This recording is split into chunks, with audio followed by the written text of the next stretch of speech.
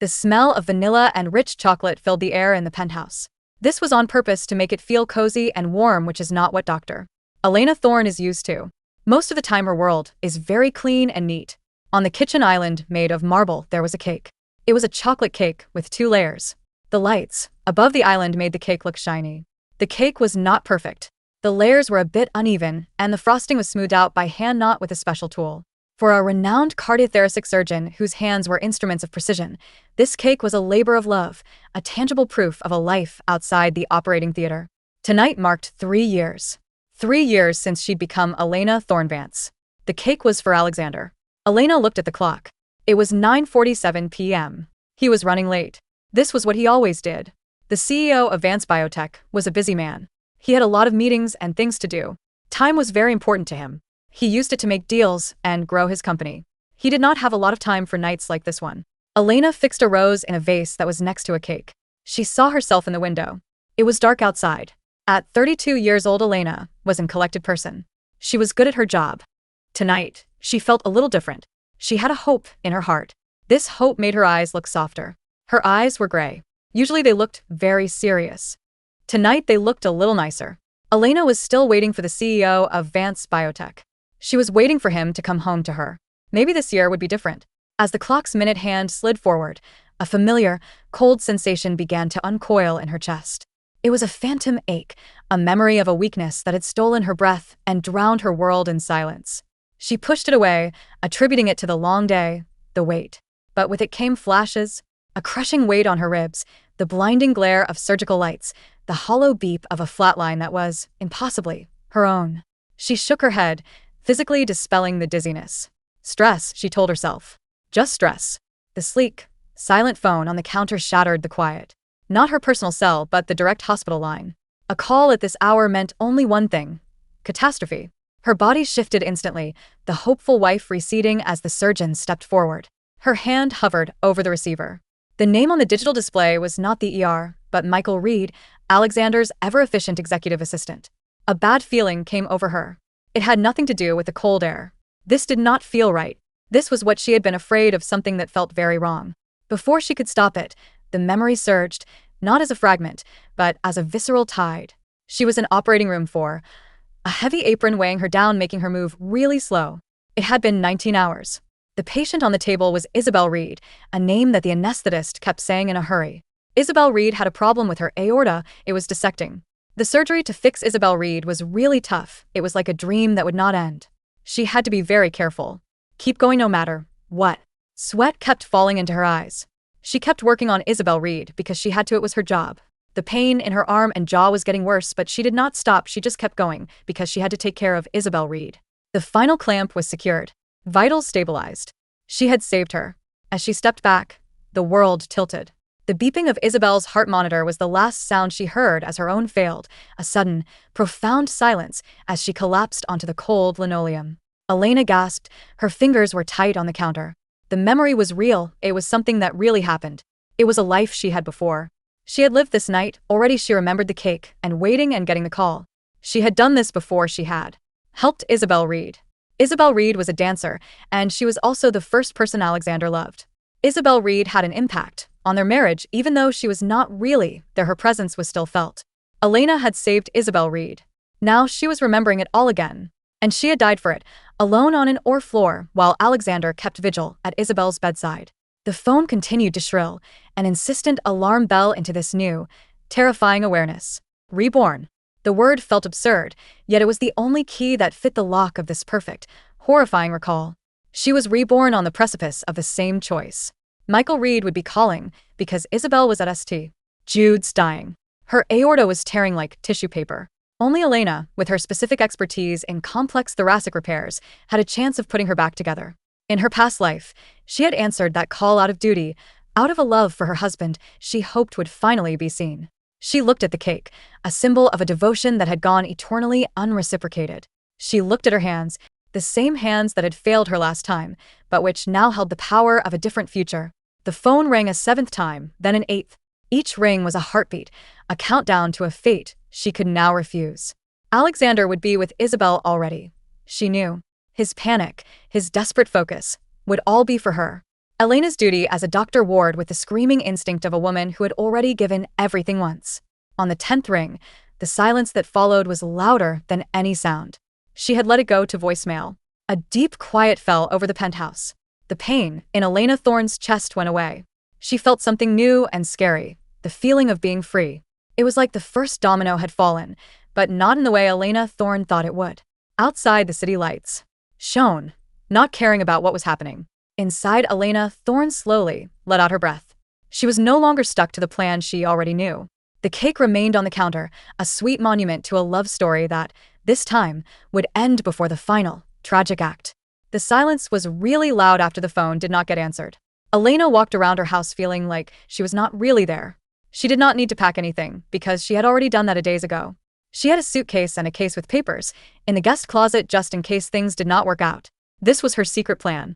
Elena went to the window that went from the floor to the ceiling and looked out at the city. The city was it was really something to see. Elena just stood there watching the city's activity. Somewhere out there, in the sterile glow of St. Jude's, a drama was unfolding. It no longer required her participation. She felt no victory, only a hollow certainty. This was the path of survival. The grandfather clock in the hall began its sonorous chime, marking the arrival of their 3rd anniversary's final hour. As the 12th stroke faded into the quiet, the electronic lock on the penthouse door hissed and beeped. Alexander Vance did not enter. He breached the calm like a storm surge. He was a man famously composed, his appearance a study in controlled power. The figure that crossed the threshold was unrecognizable. His charcoal suit jacket was gone, his shirt sleeves rolled up in haphazard, desperate folds. His silver-threaded dark hair, usually impeccably styled, was disheveled as if he'd been raking his hands through it for hours. But it was his eyes that struck Elena most, wide, bloodshot, and blazing with a panic she had never seen directed at her. Elena. Her name sounded like an order, not a hello. Why was Elena not at the hospital? Why did Elena not answer Elena's phone? He strode into the living room, his presence shattering the serene space.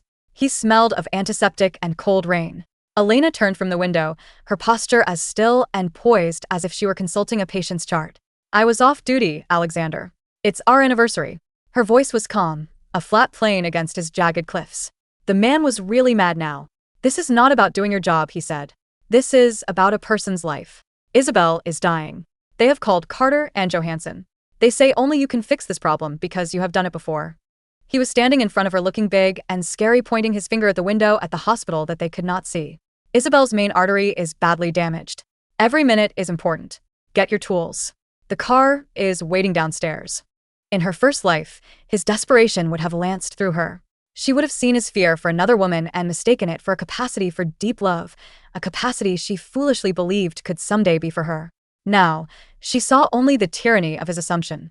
No, she said, the word clear and absolute. He just stopped moving. For a second, he was not angry anymore. He looked really surprised. What did you just say? She said no. She walked past him. She did not go to the door. Instead, she went to the study. She came back with a brown folder.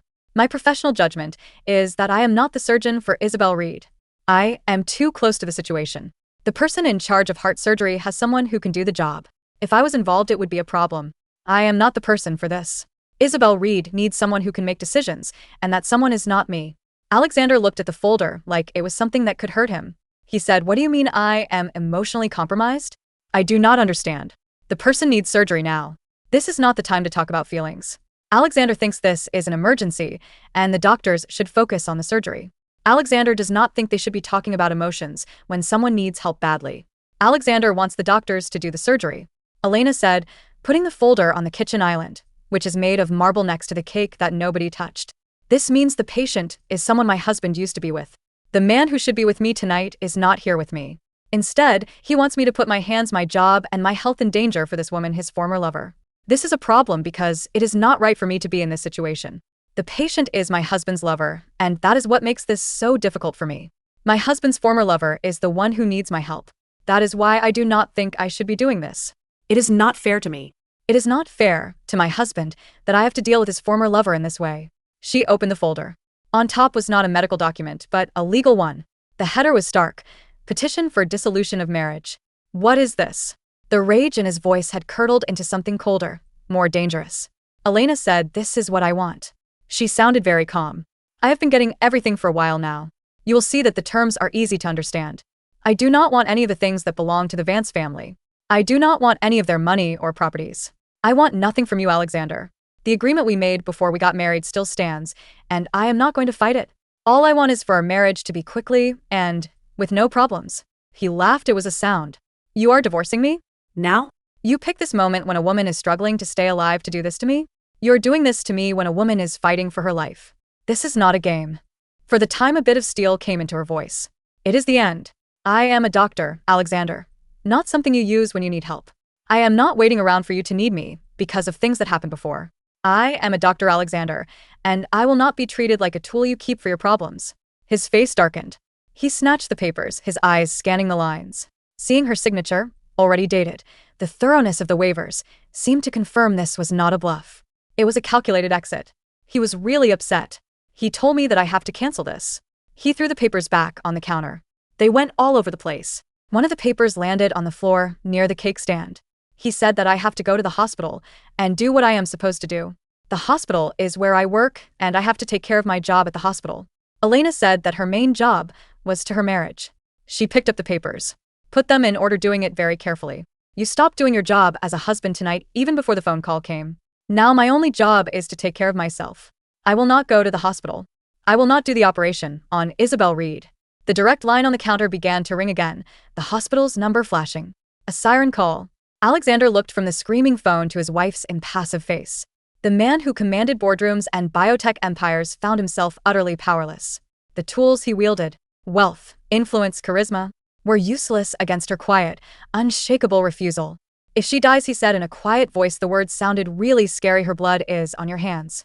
Elena looked at Alexander, not backing down. "No, Alexander," she said. "If the woman in that room lives or dies, it is because of the doctor who is operating on her and the decisions that led her to this point. My hands are clean. The woman's life is in the hands of the surgeon in that room and the choices that put her there. I am not responsible for what happens to her. My hands are no longer under your control, Alexander. I make my decisions now, and I will not be told what to do by you, Alexander." With a final, searing look of pure fury and incomprehension, Alexander Vance turned. He did not look at the cake, at the ruins of their anniversary. He yanked open the heavy oak door, and the sound of its slam echoed through the vast penthouse like the crack of a fate sealing shut. Elena stood amidst the sudden, resonant quiet. She picked up the single rose from the vase, its petals already beginning to soften at the edges. She placed it gently atop the signed divorce papers. The gilded cage was open. She simply had to choose to walk out.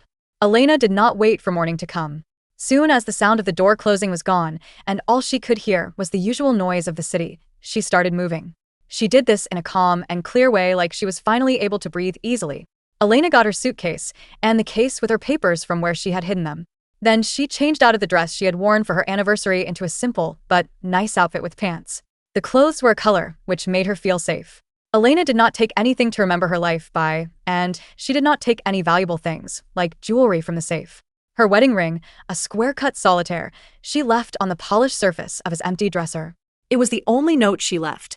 By 1 a.m., she was checked into a discreet boutique hotel across town, her room overlooking a quiet, tree-lined square. She felt no overwhelming grief, no torrent of tears. Instead, there was a profound exhaustion, a deep bone weariness from a performance that had finally, mercifully ended.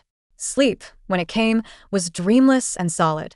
Her personal phone, silenced, held a cascade of notifications by morning. Missed calls from the hospital's main switchboard, from the cardiothoracic admin office, and 2 from an unlisted number she knew belonged to the chief of surgery. There were no messages from Alexander. His silence was more eloquent than any tirade. At precisely 8:15 a.m., she powered the phone on and made 2 calls. The first was to the hospital's HR department to formally activate a prearranged month-long personal leave, citing urgent family matters. The second was to her lawyer, confirming Alexander had been served and to proceed with all due speed. Then she waited. The call from Dr. Alistair Wright, the department head and her nominal mentor, came at 10:07 a.m. His voice was a blend of professional concern and thinly veiled pressure. "Elena, thank you for answering the phone. We have been trying to get in touch with you. There is a bad situation with Isabel Reed, the dancer. She had a problem with her body. It is called a type A dissection. Isabel Reed, the dancer, was in your operating room night. We need you to come to the hospital now. Isabel Reed, the dancer, needs you because you are the one who can help her." Elena saw land on a branch outside her window. She said to Alistair. I got a call night. I was not. Now I am on personal leave that has been approved. The thing is, Elena is unavailable. Elena is going to be busy with things and Elena will not be able to do anything else right now. There was a pause on the line. Elena, think about this. This is Isabel Reed we are talking about. The press is already looking for a story. The people in charge are getting worried. The family is really upset. You know that, Mr. Reed gives a lot of money. Isabel Reed is connected to your husband, which makes things harder for Elena and Isabel Reed. Elena said that the connection is why she has to step away. It is a problem because it can affect her decision. She thinks that her judgment might not be fair. That would not be right. Doctor. Chun is very good at doing things like this. Elena has a lot of faith in Dr. Chun. Chun is good, Elena, but he is not, you right said. He was getting really frustrated. The death rate from this presentation is what bothers me, Wright argued. It does not matter who the surgeon is, the results are still significant, she said to finish what he was saying. I have taken a look at my schedule. All the cases that needed to be done away have been given to someone else. I have put in for time off. I will not be coming into work. Please say hello to Dr. Chun and the surgical team for me. She ended the call before he could muster another plea. The sparrow flew away. She spent the week in a peaceful limbo. She walked in the park, read novels that had nothing to do with medicine, and began researching real estate listings in a small, sun-drenched coastal town she'd once seen in a travel magazine. The ghost of the lead apron, the phantom pain in her chest, did not return. When her month of leave was up, she returned to St. Jude's. The atmosphere in the cardiothoracic wing was palpably tense, a mixture of curiosity, judgment, and awe. Whispers trailed her like shadows. She ignored them all, her head high, her focus on the administrative tasks of reactivation and the familiar rhythm of her own, reassigned patient roster. It was her steadfast physician's assistant, Leo, who brought her the news. He slipped into her office after clinic hours, his kind face serious. You told me not to spread rumors, Dr. Thorne, he said as he closed the door. I think you should know this from me, not from people talking at the hospital. I want you to hear it from me first, Dr. Thorne. Elena looked up from her computer. She said to Leo, Go Leo. The Reed surgery was a deal. Doctor. Chun was the doctor who did the operation. It was really long.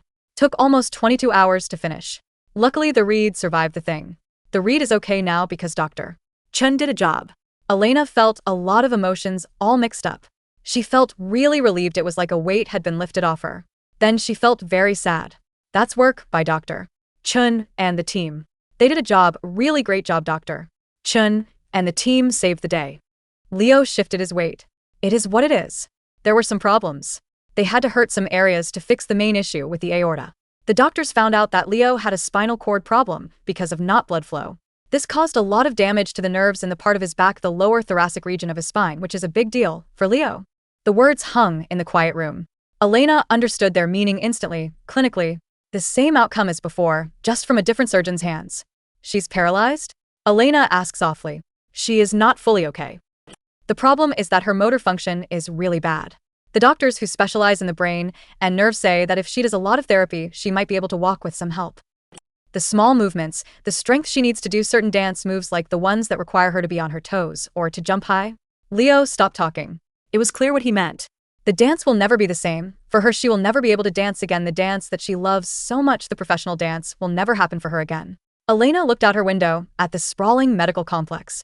Isabel Reed's life was saved, but her identity, her brilliant, soaring art, was gone. The debt Elena felt she owed from her first life, a life for a life, was now settled in a brutal, ironic ledger. She had not died on the floor. Isabel had not died on the table. Instead, the thing that defined Isabel had been the price. Thank you for telling me, Leo, Elena said, her voice steady. Please make sure Dr. Chun knows that I think he did a job with a really tough surgery, and I have a lot of respect for him and the work he does, especially with the surgery that was very difficult to do. After Leo left, Elena sat in the gathering dusk. She felt no guilt. The weight of a scalpel was heavy. Every cut carried potential consequence. Chun had made the hard, right choices to preserve life, as she had once done. The outcome was a tragedy, but not a crime. It was the risk inherent in the edge-of-a-knife medicine they all practiced. Yet, she knew this truth would not matter to Alexander. In his grief and fury over Isabel's lost future, he would need a villain. And she, by her refusal, had painted the target on her own back. The quiet aftermath was over. The storm of his blame was now inevitable, and she would need to be an unshakable cliff against its surge. The calm in Elena's life lasted 6 days. It ended in the stark, fluorescent-lit corridor outside the surgical ICU. She was reviewing a post-op chart when the air changed. It was a shift in pressure, a disturbance in the usual rhythm of hushed voices and rolling gurneys. She looked up to see Alexander Vance striding toward her, his presence cutting through the sterile environment like a black blade. He was impeccably dressed now, but his composure was a thin veneer over something volatile. His eyes, fixed on her, held a promise of devastation. The staff in the corridor seemed to melt away, finding urgent business in doorways and at distant nurses' stations.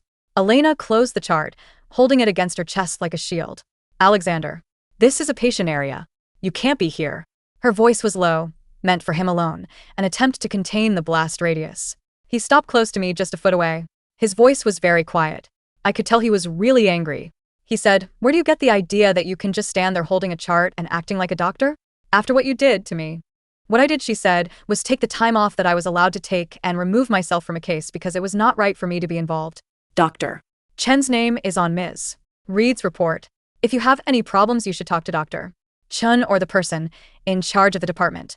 "You're not going to hide behind some rules with me," he said. His hand cut through the air in a movement. He was really frustrated.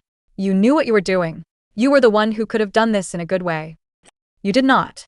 You got rid of her on purpose. Now she will not be able to work in her field. She will have a time walking. Dancing is out of the question for her now. You basically ended her career. You ruined her future. The dance career of her is over because of you." The accusation hung between them, toxic and absolute. Elena felt the eyes of the hidden audience on her back. This was his stage, a public inquest where he was both accuser and grieving party. She took a breath and reminded herself of the basic facts. Aortic dissections, ones as bad as this, can cause a lot of problems like not getting enough blood to the spinal cord, kidneys, or brain. This is not something that doctors do not know, Alexander. You can find this information in any book. Doctor. Chun made the right decisions to save her life. The damage to her nerves is a thing that happened, but it does not mean that Dr. Chun was not doing her job properly. Doctor. Chin and the medical team did what they had to do to help her. The nerve damage is just a very sad result, not proof that anyone made a mistake. The doctors, like Dr. Chun, have to make choices when someone has a bad aortic dissection, and they have to think about what will save the person's life.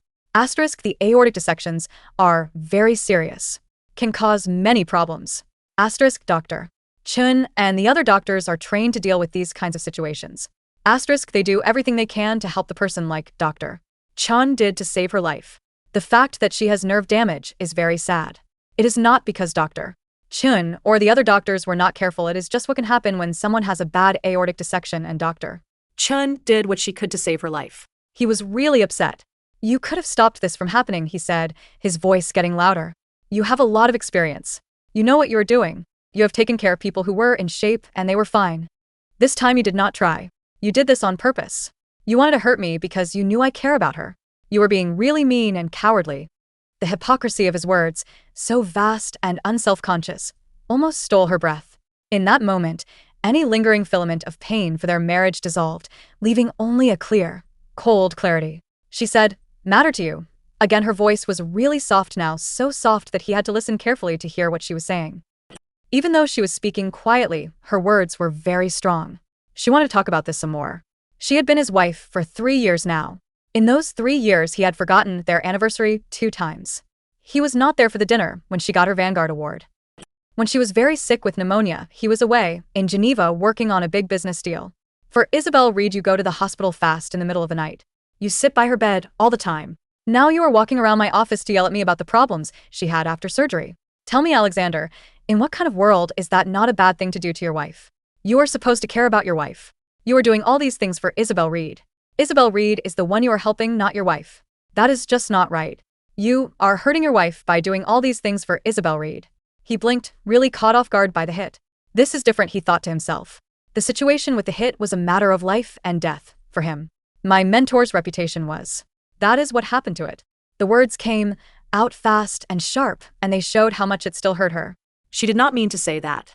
She calmed down and looked at the chart. Her hands were clenched up tight. But we are not here to talk about all the times you were not there. We need to focus on something. My mentor's situation is not the only thing that matters. My mentor's reputation is important. We are here because you have the nerve to call me a saboteur for taking a step from the woman who has been the quiet center of our marriage since the day we got married. You feel bad for her problems. You never felt bad for mine. I am talking about my wife, who has been the center of our marriage. You care about her story. You never cared about my story. He took a step closer to her, getting right in her face. His voice was really scary and mean. I am telling you to stop what you are doing now. You need to come with me. This silly game you are playing is stupid. You need to remember who the woman is that you really are. I order you to stop this, to come home, to stop acting like a child, and remember who the woman is that you really are. A sad smile came on Elena's face. She said, "Who am I? I am Dr. Elena Torne. You do not have any right to tell me what to do. That apartment was not my home, Alexander. It was a place to wait. I was waiting for you to show up. You were waiting for me to be out of your way. Now you do not have to wait for that, Doctor. Elena Thorne is done waiting." She made to move past him, back toward the safety of the ICU doors. His hand shot out, not to strike her, but to grip her upper arm, his fingers pressing into the fabric of her white coat. The contact was a shock, a final violation of boundaries. "You will come home," he insisted, his face pale with fury. Elena did not struggle. She just looked down at his hand on her coat, then up at his face. Her eyes were really cold. She said, "Remove your hand." Now. Elena wanted him to take his hand off her coat away. His hand was still on her coat. Elena was looking at him, like she was very upset. "Sir." The voice was strong and in charge. "Robert, who is in charge of security at the hospital, was walking towards us.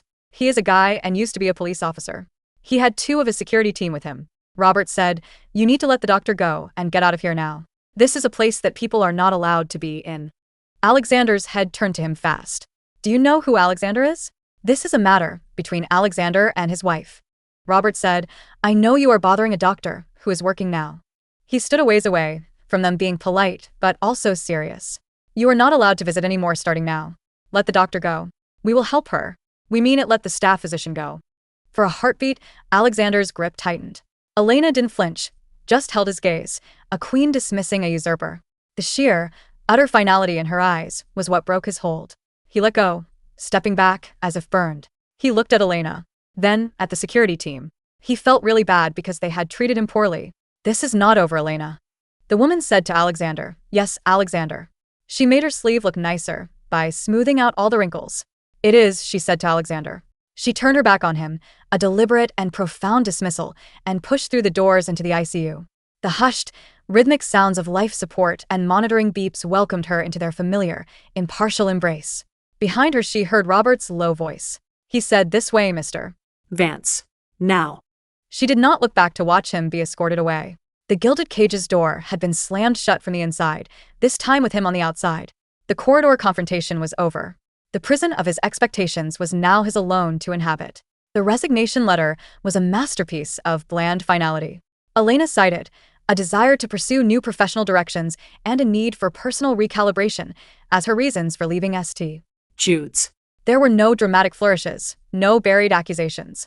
It was a surgical incision, clean and complete.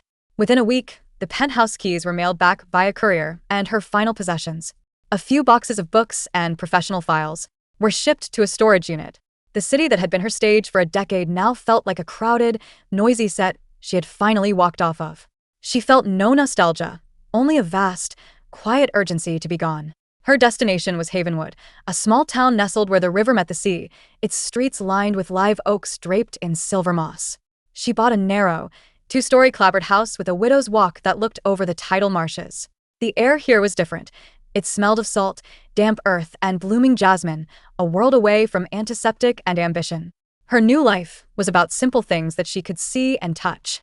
She planted a garden with herbs like basil and rosemary. She made an effort to learn the names of the people who lived near her. She spent 2 days every week helping out at the clinic in the county, where she took care of fishermen who had bad infections and older people who had high blood pressure. The way she helped people with their health problems was easy to understand. They were very thankful. In the evenings she would sit on her porch watching the herons walk slowly in the water as the sun set and made the sky look like a beautiful painting with soft colors. The phantom weight of the lead apron, the memory of the cold or floor, began to recede, soothed by the rhythmic sigh of the tides. She did not follow the news from the city. She did not look for his name. Her world had shrunk to the horizon she could see, and it was enough. For Alexander Vance, the world had not shrunk. It had hollowed out. The penthouse was a museum of absence. The silence there was accusatory. He found himself staring at the space on the marble island where the chocolate cake had sat, at the spot on the dresser where her ring lay like a discarded ticket stub. His days were really tough, going back and forth between the world of Isabel and the emptiness of his own life. Isabel's recovery was a difficult time filled with a lot of pain, sadness, and anger. She had to use a wheelchair, and the gentle way she used to move was gone, replaced by shaking and bitter feelings. This was very sad to see. It was always happening. Her father, Charles Reed, was a man with a lot of influence. He thought he deserved special treatment. He blamed Alexander for what happened to Isabel. "You should have made her operate," Reed would snarl, the accusation a nightly refrain. Alexander's guilt, a heavy, shapeless stone in his gut, agreed. It was in the empty penthouse that a stranger and more unsettling feeling took root. It was not the guilt he felt about Isabel. The silence was what really got to him. He realized, with a growing shock, that he missed the sound of Elena turning pages in her study late at night. He missed the way Elena would carefully think about a news story over coffee. He missed having Elena around all the time, something he had gotten used to. The presence of Elena was something he had taken for granted.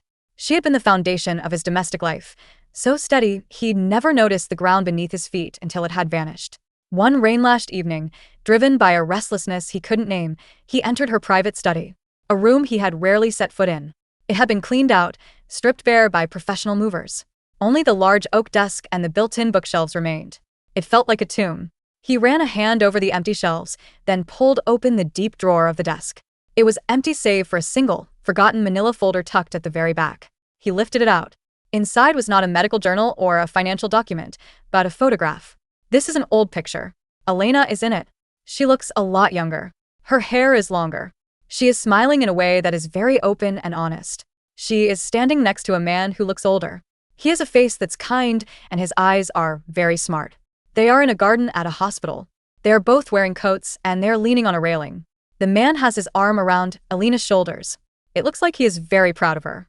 On the side of the picture, someone has written some words, in ink. "For my finest student. Never stop asking why. Samuel Carter." Professor Samuel Carter. This name reminded me of something from a time ago. He was a smart doctor who did great work with hearts and lungs. Elena thought the world of him. She even called him her mentor. Something bad happened a time ago, though. He did a study on some patients. He made up some of the information, and one of the patients died. This was really bad for Professor Carter. People did not think he was a doctor anymore, and they would not let him work as a doctor.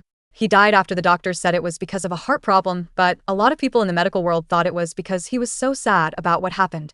Professor Samuel Carter was a man when he died.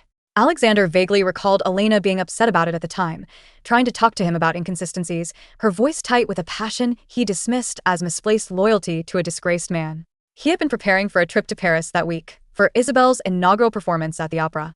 He stared at the photo, at the vibrant, trusting woman in it. A woman he felt he had never truly met. Why had she kept this hidden away? What was the why? She had stopped asking? A cold suspicion, utterly foreign to his usual self-assurance, slithered into his mind. He had dismissed her then, as he had dismissed her on their anniversary. What if, in both cases, he had been wrong? He placed the photo carefully on the empty desk. Walking to the window, he pulled out his phone and called the one person tasked with handling the unseen complexities of his life. "David," he said, his voice echoing off the walls. "I need you to find out some things about Samuel Carter. He is a man who used to be a surgeon. Something bad happened to him. Now he is in trouble. He had a trial. It did not go well for him. I want to know all about it. What happened to Samuel Carter? Who did this to him?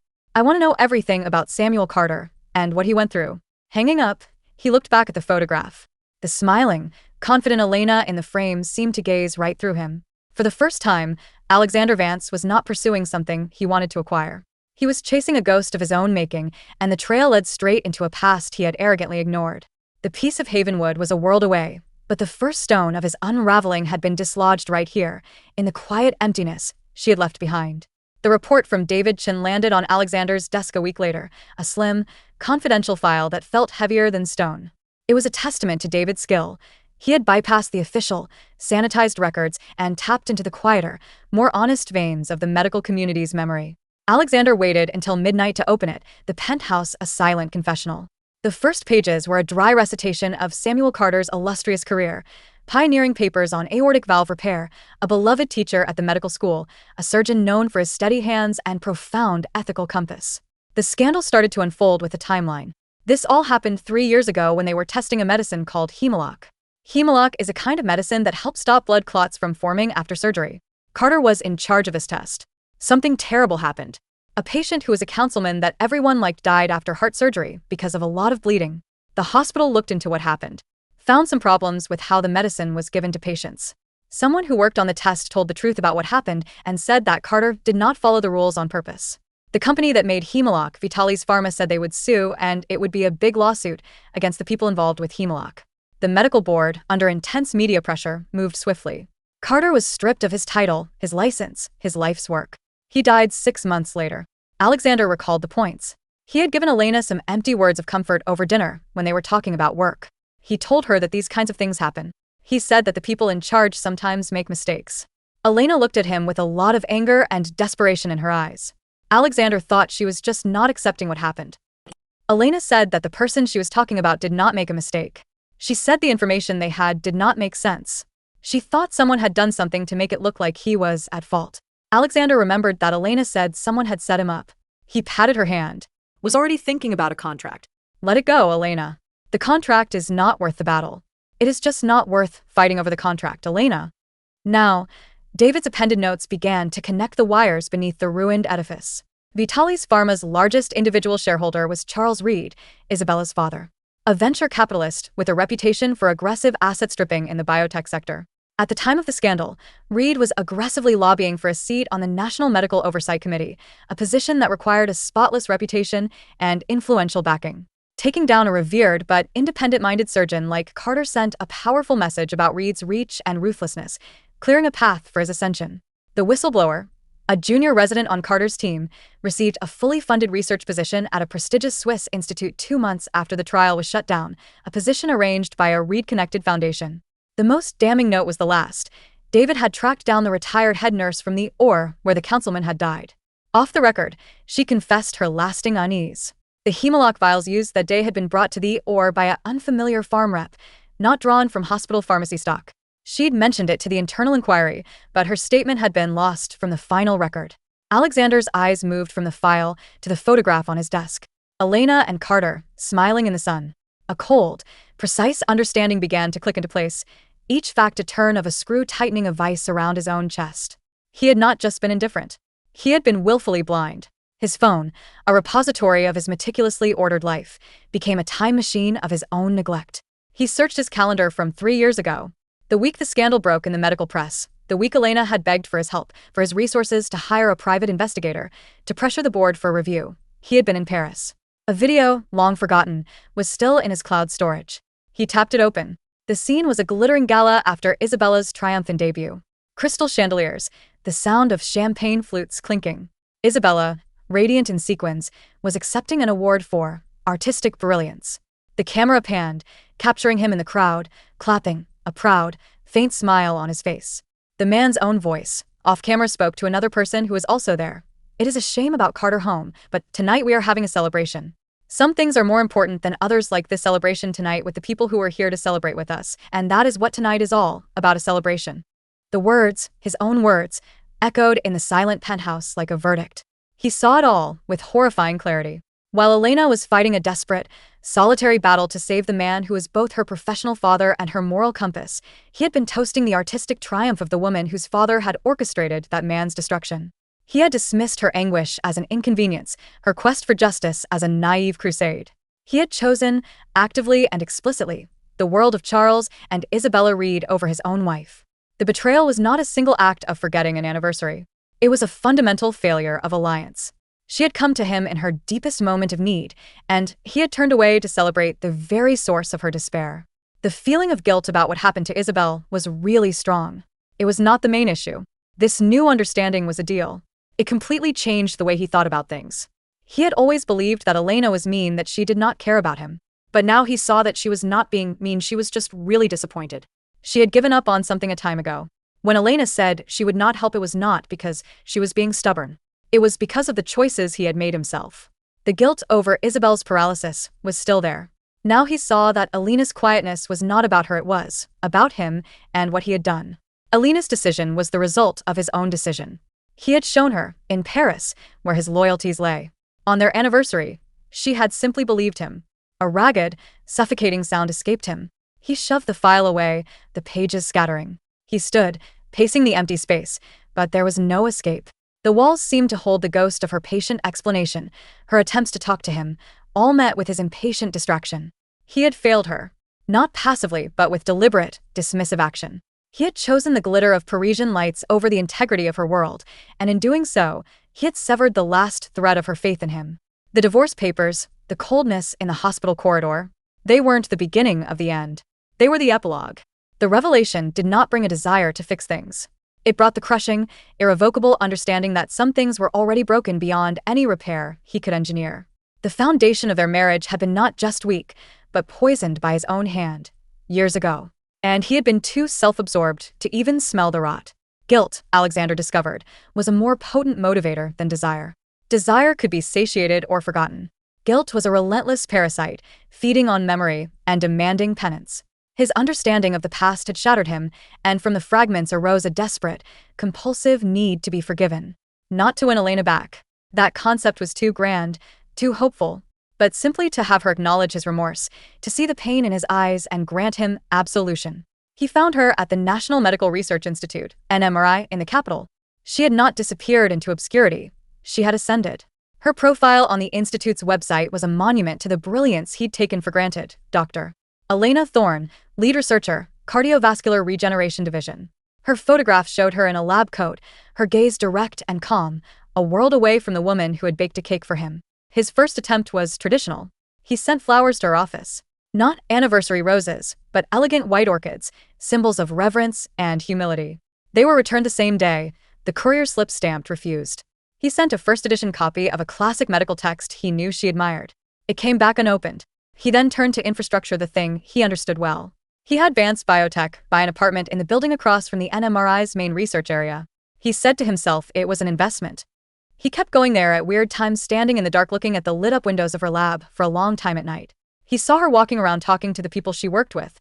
She seemed really focused and lively in a way he did not usually see when they were at home. He watched her at the NMRI. It was clear that the NMRI was where she was most herself. She was in her element, and he was a ghost in a glass tower, haunting his own failure.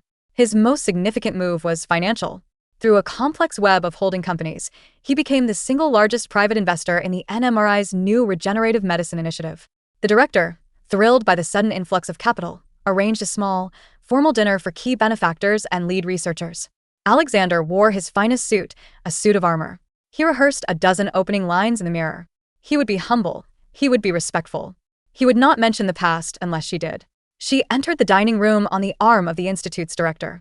She wore a simple, dark blue dress, her hair swept up. She was not just composed. She was luminous with a quiet authority. When her eyes met his across the room, there was no shock, no anger. There was a polite, professional recognition, the same she might give to a piece of essential but unremarkable equipment. The director started talking.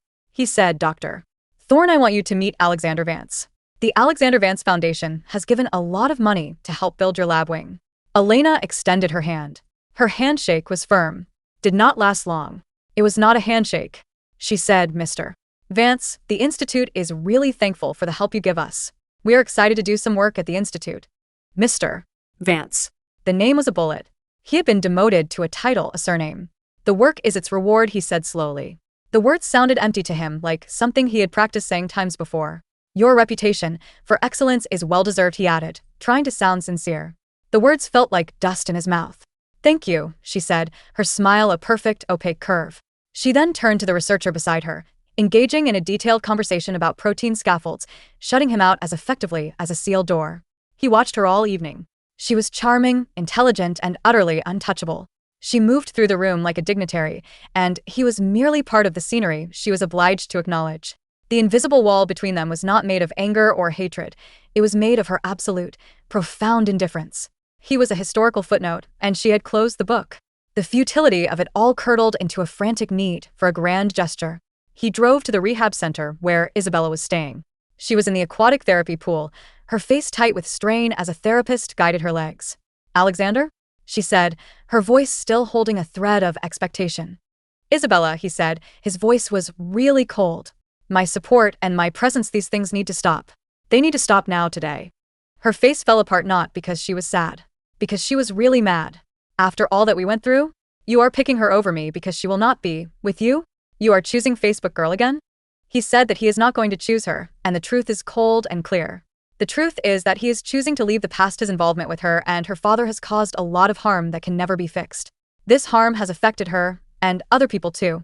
If he stays, he will just cause harm. He will make sure that her medical bills are paid. Her father will get the contract from Vance Biotech that he wanted. He wants her to think of this as a way to make things right. He will not come back to her. He is really gone for good.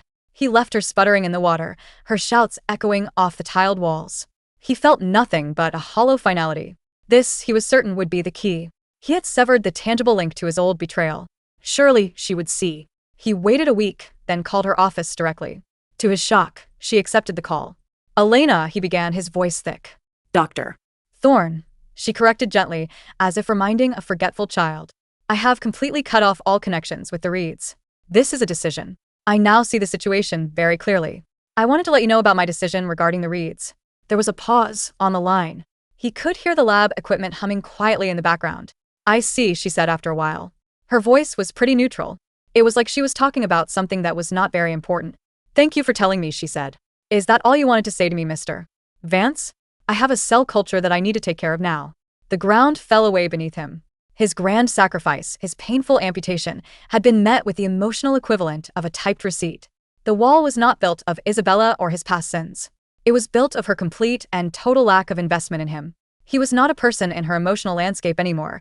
He was an administrative variable that had been satisfactorily resolved. "Yes," he said in a soft voice.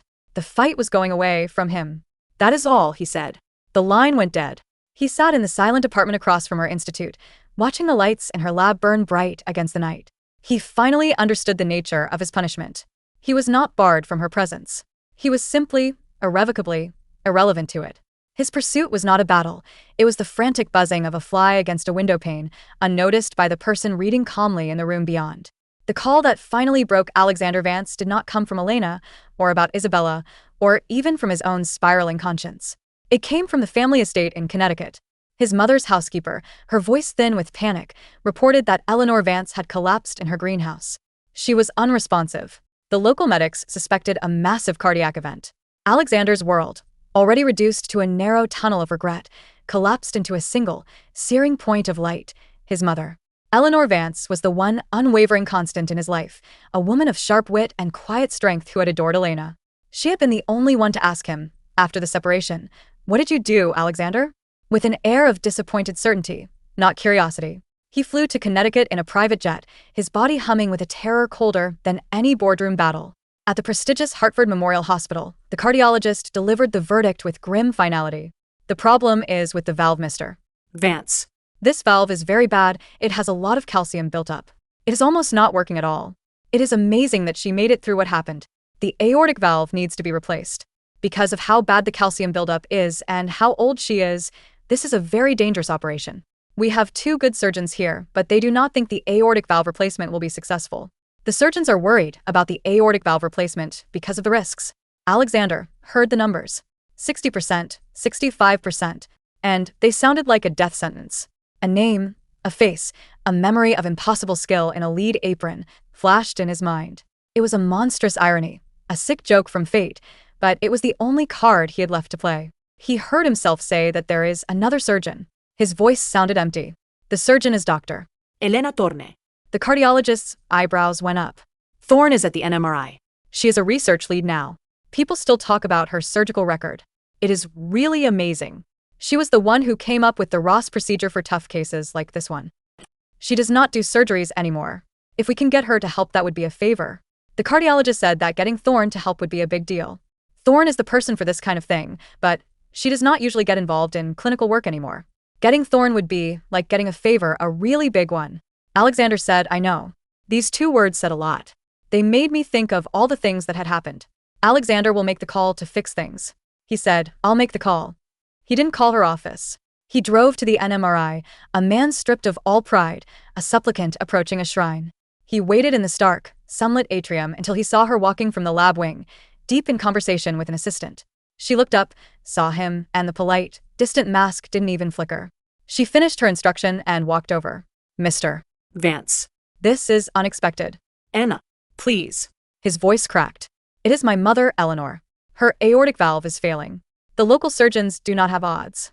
They said Elena developed the technique that could save Eleanor. He was talking over the place, his hands shaking at his sides. I do not have the right to ask Elena. I know that. Eleanor is my mother, Elena. She is very important to me. She always had a lot of love for you. For a long moment, Elena said nothing. She studied his face. The raw fear, the utter desperation, the complete absence of the commanding man she had known. She was not weighing his pain. She was assessing the medical and ethical calculus. Do you have her scans in full file? She asked, her tone shifting into a brisk, professional register. Yes, here, on this tablet. He fumbled, handing it over. She took it, her eyes scanning the images with a speed and focus that was both familiar and alien to him. He watched her face, searching for any sign of softening, of memory, of shared history. He saw only intense concentration. The calcification is really bad, she said quietly to herself. The root of the problem is damaged. If they just did a replacement, it would probably not work. The patient would need a new root put in, and they would have to use a part from her own body, like a pulmonary autograft. She looked up at him. This surgery would take a time, 10 to 12 hours. It is very hard on the patient, someone her age. The patient could have a stroke or bleeding or a bad heart rhythm during the surgery. That would be very serious. But you can do it. It wasn't a question. It was a plea. I have done it, she said. I am not on the list of surgeons at any hospital now. I would need to get permission to operate at Hartford Memorial. The paperwork and rules at Hartford Memorial are a problem. I will handle it. I will get the CEO, the board, whoever you need. She handed the tablet back. Her gray eyes met his, and in them, he saw the reflection of his own broken hope, but no empathy. She saw a compelling medical challenge and a patient in need. The man begging before her was merely the delivery system. She said, I will do it. She did not say this for the person she was talking to. She said this for Eleanor. She also said this because she believes that if a patient can be saved, then the surgeon should save them if they have the skill to do so. The surgeon will need to talk to the anesthesiology team away and look at everything again. She wants the team to be ready for her in 2 hours. She wants to review the patient's case and make sure everything is okay before the surgery. The surgeon is going to make sure that Eleanor gets the care possible. For Eleanor and for the patient's sake, the surgeon will do her best to save them. Relief, so profound it was nauseating, washed over him. He stammered his thanks, but she was already turning, pulling out her phone to make the first call, already leaving him behind in the dust of her purpose. The next 10 hours were really tough for Alexander. This was even harder than the night Isabel had her surgery. This time Alexander did not choose to be in a waiting room. He had gotten himself into this situation. Alexander walked back and forth in the family lounge. It was a boring room. Every minute felt like it was taking forever. Alexander thought about his mother. He remembered her hands. He remembered how she put Elena's hand in his hand on their wedding day. His mother had looked at him with a lot of hope in her eyes. Alexander thought about the way his mother had done that. He thought about Elena and his mother and how they were important to him. The family lounge was not a place for Alexander. He had squandered that hope. Now, the only person who could mend his mother's heart was the woman whose heart he had shattered. Finally, as a bleak dawn tinged the sky, the doors swung open. Elena emerged, still in her blue scrubs and cap, a mask dangling around her neck.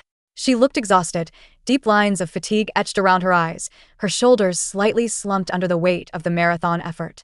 But her gaze was clear. Alexander surged to his feet, his heart a trapped bird in his ribs. Elena said that she is stable. Her voice was hoarse. It was steady. We fixed the root and valve with her own pulmonary valve. The surgery went well, as it could have gone. The next 48 hours are very important for keeping an eye on her. She is strong. The patient has a chance of getting better. Elena said that she is strong and she has a fighting chance to get through this. The patient is doing well after the surgery, on her root and valve. The air left his lungs in a rush. Tears, hot and shameful, blurred his vision. He took a step toward her, 1,000 words of gratitude, apology, and worship clogging his throat. She held up a hand, stopping him cold. The gesture was not harsh but final. It was the boundary line. In that raw, silent corridor, with a smell of antiseptic and dawn in the air, Alexander Vance finally broke. Not with anger, but with utter, devastating clarity. He sank into a chair, his head in his hands, his body shuddering with a sob he couldn't contain. Elena, he said, looking up at Elena. He was having trouble seeing things clearly.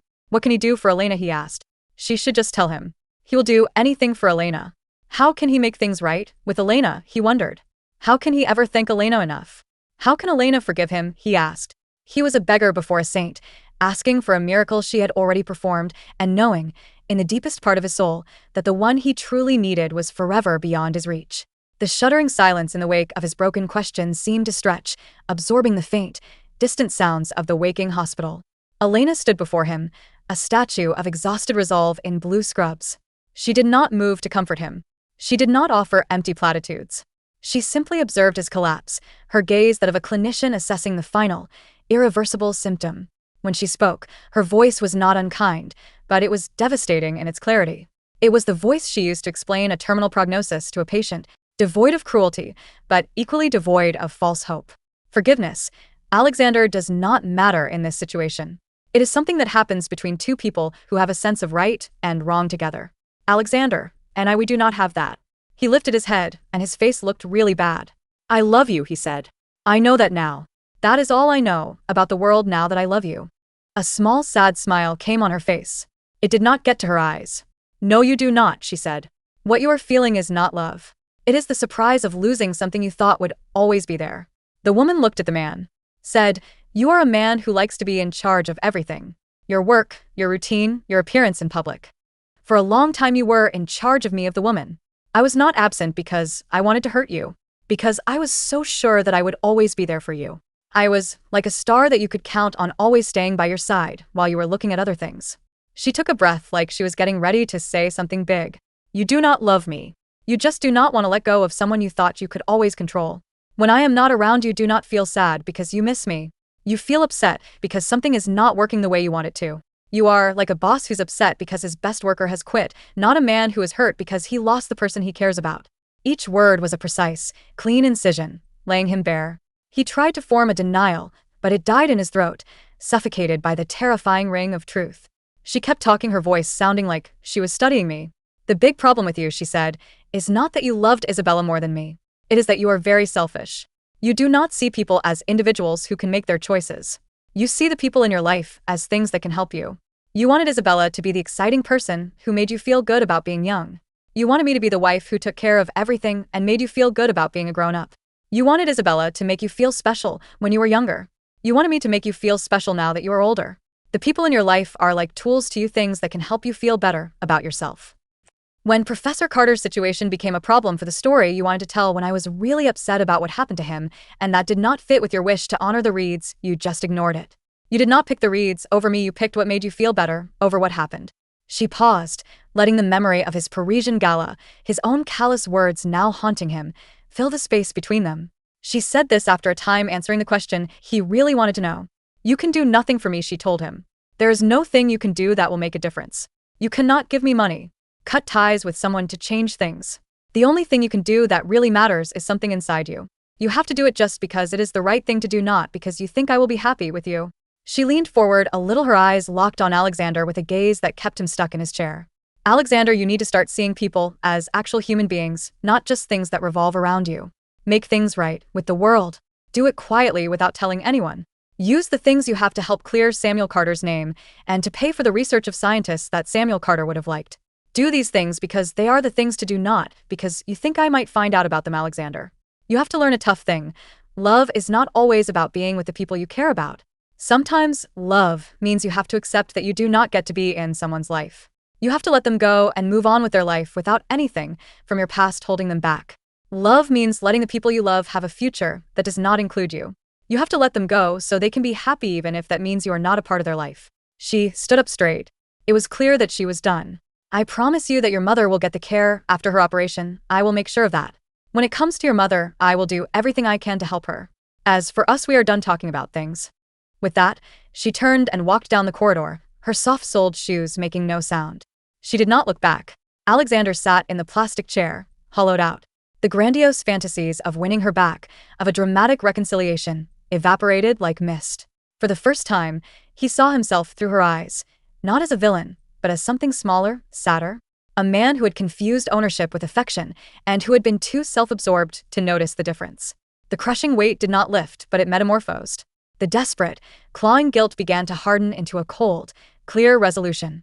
The path she outlined was not toward her, it was away from the man he had been. In the weeks that followed, he did not contact her. He instructed his legal team to initiate a quiet, exhaustive review of the Hemlock trial. Evidence was systematically gathered, witnesses were located and provided protection. He funded an independent investigative journalism unit to pursue the story, with explicit instructions that his name was never to be associated with it. He established the Samuel Carter Memorial Grant for Ethical Innovation in Medicine, a fully endowed fund that would operate through a blind trust. He followed news of her work from a respectful distance, a sense of quiet pride blooming when she published a groundbreaking paper, entirely separate from any thought of himself. He was learning, painfully, to admire her light without believing he had a right to bask in it. He wanted to know how to make things right with her. She made it clear that even asking that question was about him. Real change happens when you do something without wanting anything in return when nobody is paying attention. For the time, he was doing something just for the sake of doing it, not to impress her, or anyone else. This was really hard for him. It was the only thing that made him feel a little better, like maybe he was on the right path to making up for what he did wrong. The empty feeling was still there, but it did not feel as bad. It felt like he was starting to deserve to be forgiven. He was doing something with no one watching, not her, and that was the hardest part. The diagnosis had been brutal, but it was the only treatment that could possibly begin to heal him. The invitation arrived on heavy, cream-colored stock, embossed with the discreet, prestigious seal of the Mayo Clinic's Department of Cardiovascular Surgery. It offered Dr. Elena Thorne a 2-year visiting scholar position, leading a collaborative research initiative into next-generation bioengineered heart valves. It was, in the medical world, the equivalent of a knighthood, the pinnacle, the final, unambiguous validation of a brilliance that had once been taken for granted in a penthouse kitchen. Elena read the letter in her sun-drenched study in Havenwood, the marsh light painting gold stripes across the page. She felt a surge of quiet triumph, entirely her own. There was no one to call first, no need to temper her excitement for fear of overshadowing another's drama. The decision was simple, a clear yes, that rose from her core like a sunrise. She knew, with a certainty that no longer felt bitter, that Alexander would learn of it. His network was vast, and his silent, anonymous patronage of the field meant he had ears everywhere. She wondered, idly, if this would be the moment he finally snapped, if the prospect of her slipping entirely beyond the horizon of his influence would trigger one last, desperate attempt to control, to interfere, to buy or barter a connection. In his penthouse office, Alexander did hear something. David Chin told him the news in a calm way, which was just a normal part of their business meeting to talk about important things. Doctor Thorne has taken a good job at the Mayo Clinic. It is a big deal, David Chin said. She is moving their month. The Mayo Clinic is getting a great doctor. Thorne is going to be working with them. Alexander's hand, holding a pen, stilled for only a second. He felt the old, possessive reflex twitch. A frantic calculation of how to leverage his influence, how to insert himself into the narrative, how to make himself a part of this chapter. He could donate a wing. He could have a board member call. He could fabricate a reason to be in Rochester. Then he saw her, clear as day in his mind's eye, standing in the Hartford hospital corridor. Learn to see others as people. Love means letting them go into their future, unburdened by your past. He put the pen down. Thank you, David. I want to make sure the Carter Grant has a transition when it comes to administration. The Carter Grant should not have any problems. I do not want any of the Carter Grant's projects or the projects of anyone who works with the Carter Grant to have to wait for money because the Carter Grant is moving to a place. Understood, sir. When David left, Alexander walked to the window. He did not buy a ticket to Minnesota. He did not make a phone call. Alexander simply thought about the news and the strange feeling of calm that came with it. This was her win, her future. The role of Alexander was not to get in the way of her happiness. For the first time, his love for her, a love he now understood as a desire for her highest good, separate from himself, manifested as absolute, disciplined in action. The morning of her departure was bitingly cold, a crisp winter day that promised clarity. Elena stood alone at the International Terminal curb, a single suitcase beside her containing mostly books and research notes. She had sold the house in Havenwood, not out of haste, but with the light-footed readiness of someone unafraid of new beginnings. She felt no nostalgia, only a forward momentum that was exhilarating. Inside the terminal's VIP lounge, Alexander watched from a secluded chair. He had not approached her. He would not. He had come only to bear witness, to sear this final image into his soul as the deserved punctuation mark to their story. He saw her check in, her posture straight and easy. He saw her buy a newspaper and a bottle of water, mundane acts that felt profoundly significant. She was utterly, beautifully alone, and she was not lonely. She was complete. When her flight was called, she stood, slung her bag over her shoulder, and walked toward the gateway without a backward glance. She did not hesitate. She did not search the crowd. She moved with the quiet assurance of someone stepping into a destiny they had built with their own hands. Alexander waited until the last moment, then he got up and walked over to the big window that went all the way from the floor to the ceiling. This window looked out at the airport runway. He spotted her plane. It was a small silver plane way out. In the distance, it looked like a bird. When he breathed on the window, it got all foggy because the glass was really cold. He started thinking about the chocolate cake they had, and the ring that was sitting on the dresser, and the picture of her with Carter, and how tired she looked after she helped save his mother. Alexander thought about her plane again. How it was getting ready to take off. He thought of every time he had dismissed her, every time he had chosen wrongly, every time he had mistaken her strength for a given, her love for a convenience. The plane began to taxi, moving slowly, then with gathering purpose down the runway.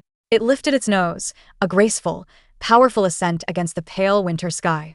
It climbed, grew smaller, became a speck, and then was swallowed by the cloudless blue. A profound silence settled within him, vast and cold. There was no anger left, no pleading, no frantic plans. There was only the truth, as stark as the empty runway. Elena was free. She was soaring into a future of her own magnificent design, unshackled, her brilliance no longer reflected in any mirror he held.